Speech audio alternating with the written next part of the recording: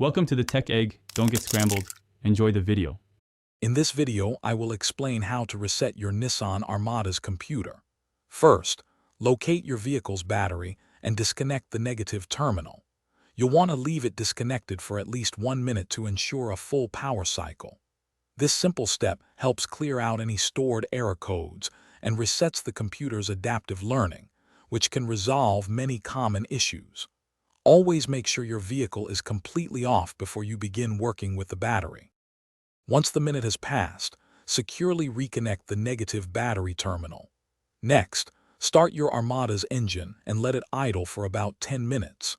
This allows the computer to begin its relearning process, establishing a new baseline for engine operation.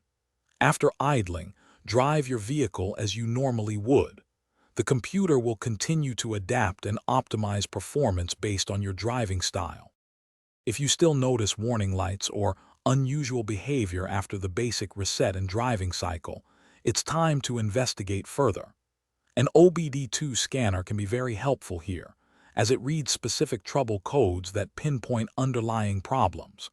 For certain issues, a more advanced reset procedure involving specific accelerator pedal presses might be necessary.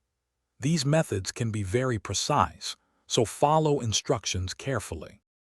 For stubborn or complex issues, a factory reset performed with a specialized diagnostic tool might be the next step.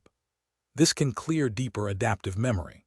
Remember, consistent vehicle maintenance, like keeping your battery healthy and addressing minor issues promptly, can prevent many computer-related problems from developing.